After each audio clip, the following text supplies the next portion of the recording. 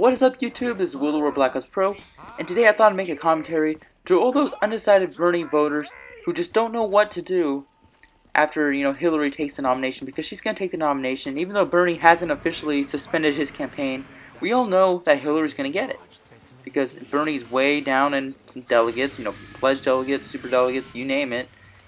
So he's not going to get the nomination, and he's staying in, hoping that Hillary will get indicted, but unfortunately for you Bernie supporters, that's not going to happen, because the indictment, if it was going to happen, if the FBI isn't going to indict Hillary, well, it would have already happened, because, the Inspector General's report came out and said that Hillary willfully ignored the law with her private email server, so she hasn't been indicted yet, even after that damning evidence came out, so, I don't think she's going to be indicted, which means that it's going to be an election between Donald Trump and Hillary Clinton. And I just want to make this commentary to all you Bernie supporters to say why you guys should not jump on the Hillary bandwagon and vote for Hillary, because Hillary does not represent any of you guys' interests. And in fact, she is everything that Bernie Sanders is trying to fight against. Like you say, Bernie Sanders is trying to get big money out of politics. He's trying to, fight for the middle class. Well, Hillary is definitely not fighting for you. I mean, she says, fighting for us. Yeah, you're fighting for Wall Street. No, you're not fighting for anyone except Wall Street and your donors. So, some of you guys may make the argument, oh, well, if we don't vote for Hillary, then we're essentially voting for Donald Trump. And that may be true, because in a two-party system, if one party loses, the other one has to win. Because in this country, because of our current two-party system, no third party has been able to even get close to winning. Like, a third party has not won in this country since the 1850s. Which was a long time ago. It was like 160 years ago. So that's how long it's been just a Democrat, Republican. And if you run for any third party, you have virtually no chance of winning the presidency. Like, almost no chance. And some people have been saying, oh, Jill Stein from the Green Party seems really good. And she seems to support some of what Bernie supported. But here's the problem with that. Not only has a third party not won the presidency, not even come close, for over 150 years, but no third party has won any electoral votes since 1968, when George Wallace was running for the American Independent Party, and he won a lot of the racist southern states, but that was a different election, because back then, the Democratic Party lost South because of the Civil Rights Act, and all the racist Southerners jumped ship, and, abandoned the Democratic Party in favor of the Independent Party with George Wallace running, and he wanted to resegregate the South, of course. So that's why he won some of the southern states. But since then, no third party has ever won a state, and that was nearly 50 years ago. So, third parties have been faring too well in our system, and it's reinforced by the Electoral College, where winner takes all. So, the majority, the candidate who wins the majority takes all the electoral votes. So that reinforces the two-party system, because even if a third party does somewhat well in a state, he or she's going to get zero electoral votes, because he or she didn't get the majority. So Jill Stein has almost no chance of winning, guys. Like, unfortunately, like, if you guys want her to win, or you say, oh, she's a good alternative to Donald Trump and Hillary Clinton, she has almost no chance of winning, just because, like, if she even wins one state, I'll be very surprised. I'll be very, very surprised. But it really looks like it's really going to come down to Donald Trump versus Hillary Clinton. A lot of you guys might have a pretty negative opinion on Donald Trump. He says some very controversial things in the past, and he's not politically correct. He may not agree with some of his policies, his immigration policy or whatever. But Hillary Clinton is just so much worse. Okay, if Hillary Clinton gets elected, like, nothing's ever going to change. She's the status quo. We already know what a presidency under her is going to look like. Like, it's going to be another 4 years of Obama, pretty much. We might as well just let Obama run for a third term.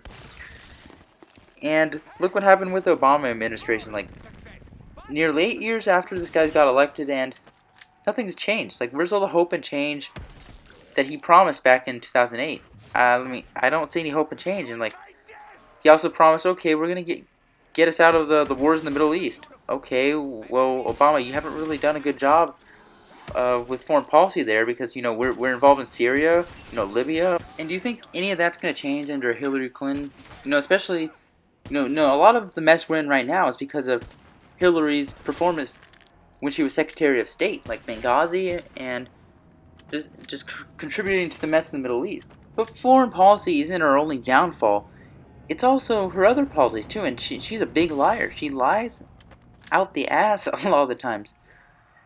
Like, a lot of her policies are built on lies. Like, for example, I'm going to bring up the gun control issue. She lies all the time about this. She's like, oh, the AR-15 is a weapon of war. Really? Okay, so if it's a weapon of war, why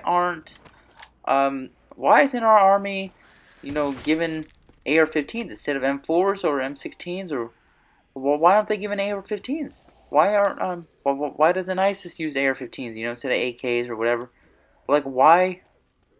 Because it's not a weapon of war. It's a sporting rifle. Okay, it's more similar to a deer hunting rifle than it is to an M16. Like, those clear distinctions. It's a sporting rifle. It was designed for civilian use only, and that it was designed that way back in the 50s, and it's still just a sporting rifle for civilian use. Nowhere near military grade. Yet she continues to lie. And so some of you guys may be on the other side of the spectrum, the political spectrum, and say, oh, well, we need to repeal the Second Amendment. So, like, even no matter what your stance on this issue is, just the fact that she has the audacity to lie, so blatantly lie about it, even though people have corrected her time and time again, saying, oh, this isn't a military grade weapon, like, what does that tell you about her? She's not gonna tell the truth. So do you really trust her as commander-in-chief with the nuclear codes? Like, this is the same woman who voted for the war in Iraq. Don't you think that, she might get us involved in another conflict in the Middle East? She very well could. So not only is she a mess in foreign policy, she's a liar, and she's also a racist. If you guys remember back in the 90s, she called black people super predators. She said, we have to make them heal. And her husband, contributed to the mass incarcerations of blacks in the 90s. So, she's not exactly, pro Black Lives Matter or any of this. She's not like pro minority or anything like that. Well, I know what you're gonna say. You're gonna say, oh, well, Hillary said that, but Donald Trump is much more racist. He said Mexicans are rapists and criminals, and we need to build a wall. And yes, he did say those things, but when taken out of context, they do seem extremely racist and bigoted. However, when you actually look at the facts, you realize, that there's a lot more, that it's actually coming from a true place, and they're not just, racist and bigoted, because, it is true that 80% of women who try to sneak into this country from Central America who pass through Mexico are raped along the way. It is true that they are bringing drugs across the border. The drug cartels bring drugs across the border. They drive trucks across the border. I mean, they sometimes drive trucks over the fences. So, I mean, yes, they are bringing drugs. And even though his comments have evidence behind them, he's not saying that all Mexicans are rapists and all Mexicans are drug dealers. That's simply not true. And he didn't even try to pass it off as true. See, he knows that's not true because most illegals who come to this country just want a better life. That's all they want. They're not trying to, smuggle drugs. They're not trying to rape someone. And he knows that, but the reason why he made a controversial statement is because he wanted to distinguish himself in a crowded Republican field. Because at that time there were 17 people in the race, and if he was just saying the standard, we need to protect religious liberty, and we need to protect the Second Amendment, and we need to, restrict abortion and be pro-life and everything. If he just went with the standard Republican positions, he wouldn't be able to distinguish himself. He'd be like every other Republican, and chances are he wouldn't have gotten the nomination, or at least not as easily or as decisively as he did. If he didn't, make himself stand out as the politically incorrect one. Like, that's really what he was trying to do. And he wasn't trying to be racist or anything. And I can understand why some people think that's racist, but when you take it in context, it makes a lot more sense. Then we can also look at other controversial Trump policies like the Muslim ban. Now, I would also be the first to admit that most Muslims are good people. Even the ones in the Middle East who support Sharia law and everything, most of them are good people. Most of them won't go out and blow themselves up in the name of Islam. That's simply not true, and that the people who do that are not representative of the majority of Muslims. But the thing about Hillary Clinton is that Hillary Clinton, I mean, she knows there's a problem with radical Islam. She's not stupid. She knows there is a problem, but she won't do anything for political reasons, because she doesn't want to offend the left's Muslim electorate. She doesn't want to offend them, but she's also going to use that she's going to use every single Islamic terror attack that's carried out with a firearm to chip away at her Second Amendment rights. Like with the Orlando shooting, it wasn't about radical Islam. I mean, she and Obama and other people on the Democratic side don't want to use the word radical Islam. Instead, they're like, oh, we need to go after the Second Amendment. These weapons of war shouldn't be sold to civilians. And she tries to chip away at the Second Amendment, even though it is clearly an act of terror. I mean, she tried to go after this, she tried to exploit the San Bernardino attack, and try to chip away at the Second Amendment, try to gather support for an assault weapons ban, even though, the 1994 ban passed under her husband failed miserably, didn't reduce crime at all. I mean, she knows all this, but she's going to use strategies like this to exploit. She's going to exploit them, and she's going to push her gun control agenda this way. So, I mean, she's not going to tackle this radical Islam policy. I mean, hell, she's creating this problem. Her foreign policy in the Middle East is causing these people to go out and do things, blow themselves up, or shoot up a place, or whatever. I mean, supposedly the Orlando shooter's motivation for carrying out this attack, it wasn't like that he hated gays. I mean, he probably did. I mean, he had to hate gays, but that wasn't his primary motivation. His primary motivation was he wanted America to stop bombing Afghanistan, his home country. He wanted them to stop that, and America's been bombing Afghanistan thanks to people like Bush and Obama and Hillary, and he just wants that to stop. I mean, yeah, sure, he shouldn't have gone out and shot up 49 people. But at the same time, Hillary's causing these problems, and she's definitely not going to deal with the radical Islam problem because she knows she caused it.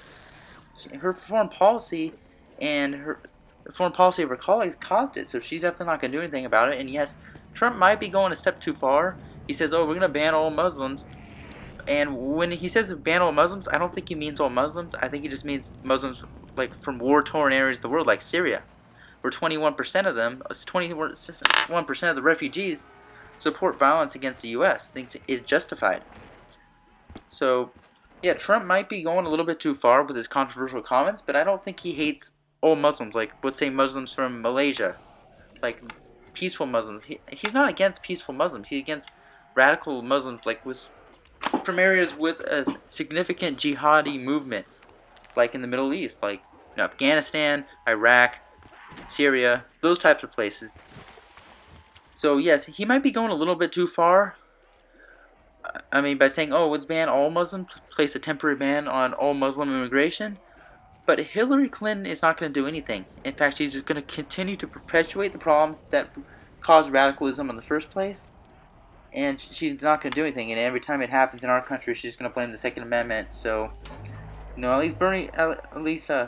Donald Trump will do something, while Hillary Clinton will just continue to worsen the problem. So guys, I know my commentary is a little bit on the longer side. I'm sure there's more stuff I can go into about Hillary Clinton because she has a long track record of just BS policies and just lying and whatever. I mean, I can go on all day about why Hillary is unfit to be president. But, I mean, I think we've covered pretty much the basics here. And hopefully I've convinced a few of you Bernie supporters out there that Hillary Clinton will not help matters. She'll just make things worse. And, if you want things to change, want things we need to change the system, we need to get money out of politics or something, it's probably better to vote for someone like Donald Trump, self-funding at least part of his campaign. I mean, I know he's accepting some donations from donors, but some donor money, but not nearly as bad as Hillary Clinton, because Hillary is completely controlled by Wall Street. We all know that. And yeah, you guys may say, oh, well, we need to support Jill Stein, but Jill Stein, there's no way she's going to win. If she even wins one state, I'll be surprised. I don't think she's going to win one state. So I think what we need to do is rally behind Donald Trump, and even though you may not agree with everything he says, she is much better than anything Hillary could be. Hillary will not take this country in the right direction, and she's just going to serve the interests of her donors, and she doesn't give a shit about you or the middle class or anybody. So I hope you enjoyed the commentary. If you did, don't forget to like, favorite, and subscribe. It's been World War. Thanks for watching, and see you guys later.